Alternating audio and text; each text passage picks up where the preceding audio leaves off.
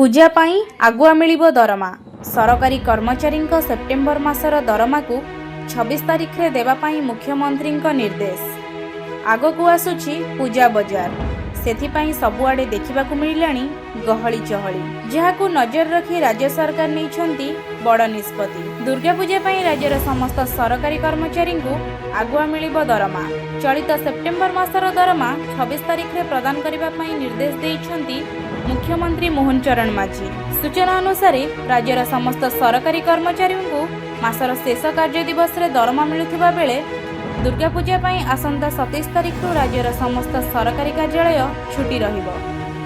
दशहरा परे प्रावण ऋतु रे विभिन्न सामग्री किणाकिणी होइथाए एवं ए वर्ष सारा देश रे जीएसटी 2.0 संस्कार परे सारा देश रे संचय उत्सव मध्य पालन करा जाउछि।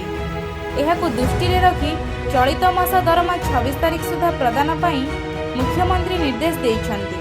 Bureau report, Odisha fast.